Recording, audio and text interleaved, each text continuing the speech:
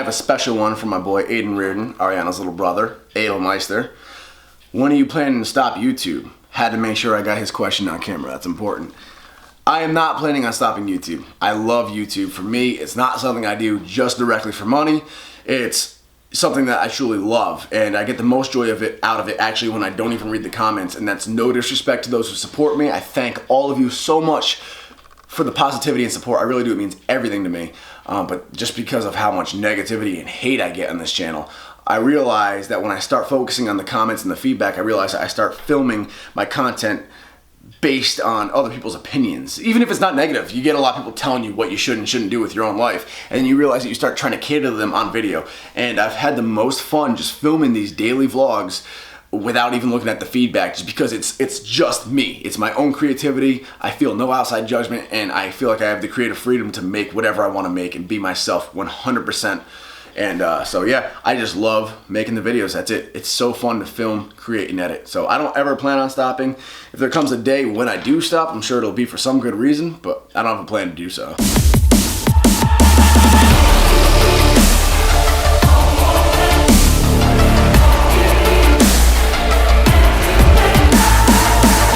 What's up, guys? Time to do. It is time to do another Q&A. I threw it up on Instagram earlier today for you to ask your questions below. If you're not following me already, follow me on Instagram at NickWright, NWB, all one word.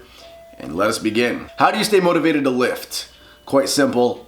I have a goal. I want to hit a 500-pound squat, 600-pound deadlift. I want to do well on my next meet. All of those goals keep me driven. I want to do better and better and better and get stronger and stronger and stronger. That's it. If you don't have a goal that you're aiming for, you're going to lose motivation pretty fast. Has there ever been a time when you wanted to quit YouTube? Yeah, and I did quit for a while. If you guys remember, back in 2015, it's actually right around this time I left YouTube. And that wasn't just to step away to get more attention for the comeback series. My plan was just to leave. And then the comeback series came about in a new idea. And then recently, when I was in a really low place mentally, just from the environment I was in, I told you guys about that on a recent video. I kind of wanted to quit too, but that was more just like the lack of motivation talking. Nick, what is your standard approach when cutting weight? Do you maintain the same weight year round or try to adjust it based on weight classes for competing? I tend to hang right at like 185. That's like where my body wants to stay. If I really eat a lot, it'll go like around 190. Doesn't tend to go much heavier than that though. So I always compete at 183. That class just makes the most sense for me. People have told me to cut down and do like the 163 weight class. I'm telling you guys, I know my body. I was 165 at my photo shoot last year. It's just too light for me. It's way too light for me. And when it comes time to do a meet, I just start cutting out meals here and there. Like I'll just skip a meal. And not even to starve myself, just put myself in a little bit of a caloric deficit.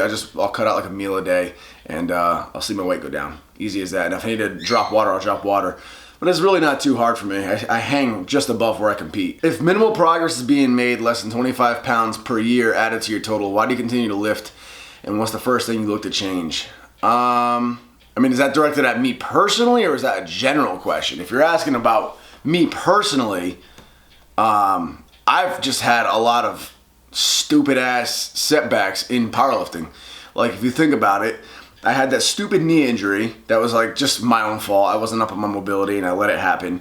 And that set me back from squatting for a while. And then I did like the photo shoot and I had to stop powerlifting altogether. So like for like the past 2 years that I've been powerlifting, I have not been able to just get on a good program and consistently stay on it and consistently maintain the same body weight. I've always been either cutting, dropping weight, having to pause, or dealing with some injury that I could have avoided. So for me, I just want to be able to continue, like with my squat and deadlift progress I plan on doing that now. What is your all-time max tap and go bench? 365 is the most I've ever done tap and go. And that was at, I think, 180 pounds body weight or 181. It was just about 2 times my body weight. I was excited about it. You ever gonna try CrossFit and or strongman? Never CrossFit. Strongman's fun. I don't think I'll ever realistically try it, but I do think it would be a lot of fun to do. What made you want to power lift? I always loved lifting heavy weight. I was always obsessed with strength. That's why when I was bodybuilding, Ronnie Coleman was my favorite bodybuilder because I loved watching him move like heavy ass weight in the gym. So I was always into it, and then there came a point in time after my 7th bodybuilding competition where I no longer had body dysmorphia anymore, and I no longer had the little man syndrome that I was always dealing with. And then with that, I became happy in my own skin, comfortable in my own skin. I didn't feel the need to validate myself through my body. And when that happened, I really kind of lost this this obsessive interest in bettering my physique. I mean, I want to keep a good, jacked physique, you know, on a day-to-day level, but I don't need it to be like 6% body fat washboard abs anymore. I also kind of realized that bodybuilding naturally is just pointless and boring.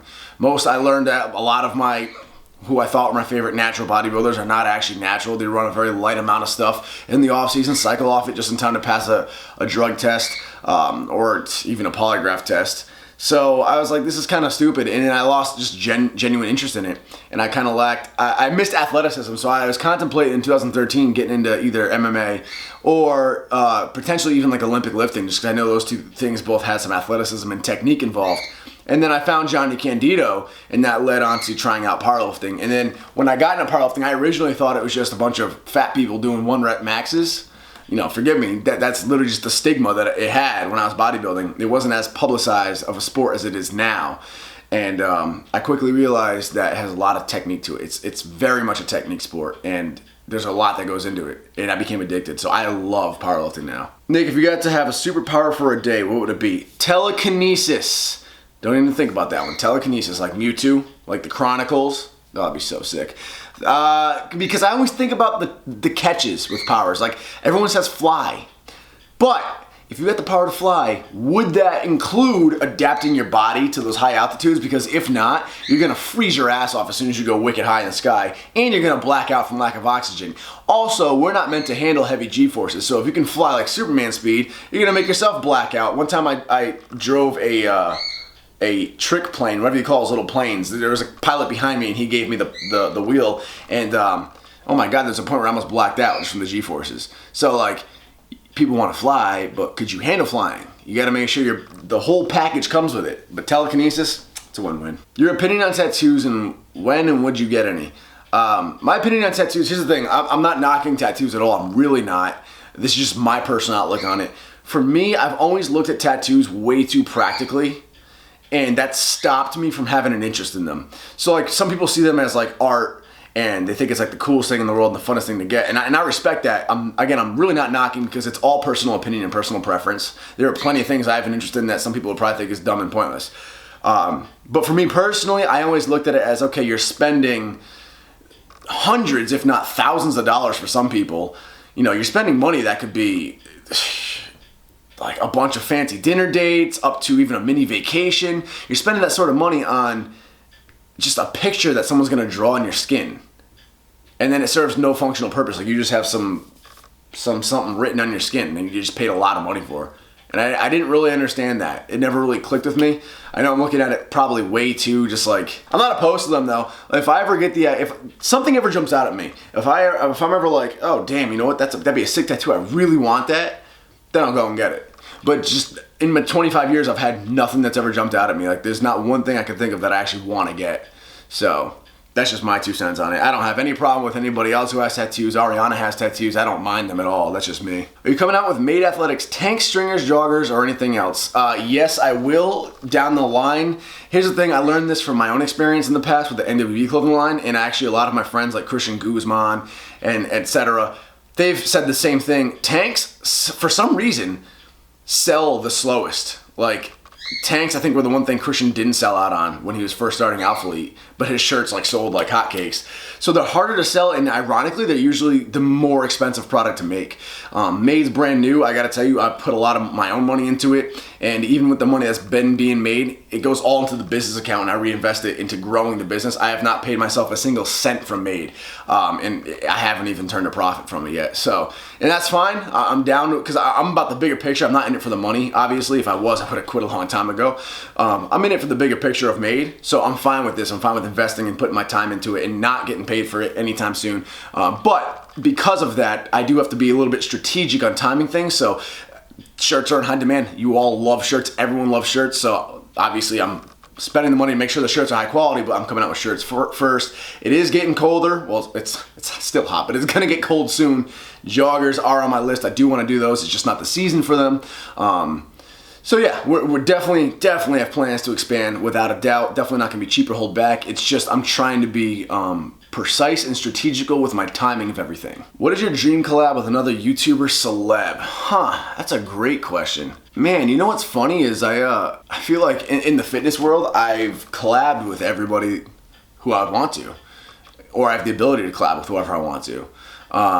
I mean, like for the fitness vlogger types, I've collabed with everyone from Guzman to Tuning to Chris Jones. And then for like the athletes, I've collabed with George Lehman to Eric Lillybridge. I can't really think of anybody that I haven't collabed with that I'm like dying to collab with. Noriega Powerlifting, why don't you love me? I do love you, Sean, but sometimes you speak in hyperbole and it scares me. I've only heard legend of this Josh Fenton, but does he really know the keys to lifting and how to fly?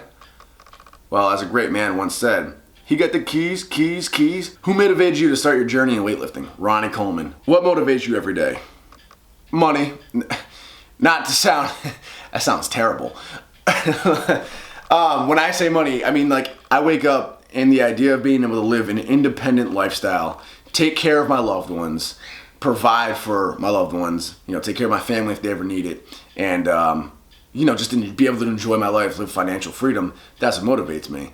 And I think that and creativity go hand in hand, and nothing feels better than exercise and creativity. So waking up every day and just thinking like, what do I want to do today on a creative level feels amazing to me. And I can do that because I've achieved financial freedom for myself. And then I also know that exercising my creativity every day when I wake up is going to lead to more financial freedom. So, you know, it's a big cycle. It sounds bad to say money, but why do you get up and go to a job you hate every day? For money. Money is a big motivator in this world. There are other things too though, of course. Like with powerlifting, that's not money related. I simply love the high of feeling strong. Why stay natural? Great question. Here's the thing with me in being natural. I've thought about this time and time again, and I can't tell you how many times I've come so close to pulling the trigger and jumping on stuff. But what I do is really I just do a quick self-evaluation, and I ask myself, all right, Nick, so you're gonna spend more money, and the money's really not an issue because, you know, the cycles don't have to be expensive if you're going moderate. But you're gonna spend more money regardless. You're going to risk getting the side effects, even if they're not the serious side effects, just more acne that you have to deal with. Your hair might start thinning out, you might start receding the hairline a little bit, you know. I already have a nasty temper, so I know I'm gonna start exploding on Ariana when we fight and cause more hiccups in our relationship. And I risk shutting down my natural test production. And I don't worry, I'm not brainwashed by the media. I know none of this is guaranteed with steroids. I know plenty of people take them safely and have the best time ever. But I think about all this stuff and I'm like, so these are potential risks that could happen though. And the temper thing will definitely be an issue in my relationship. Why am I doing this?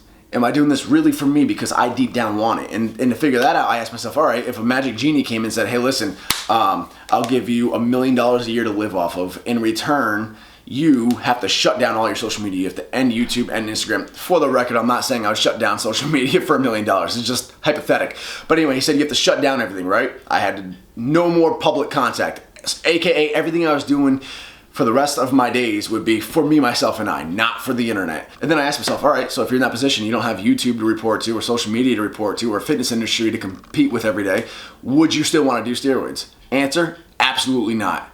Absolutely not. If it's not for looking good in the fitness industry, I have zero urge to go out, spend money on steroids, risk the risks, and just add another thing of maintenance into my life. I don't have an interest. If you ask me the same question and then ask me, would you still powerlift?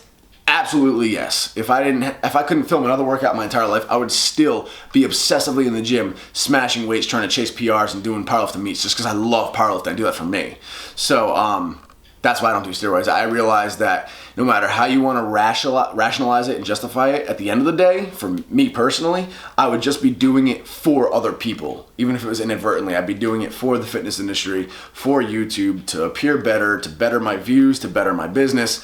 And I don't want to do that. I don't want to do something that really is permanent and changes myself on a physiological level and for somebody else. And it's not even something I really want to do.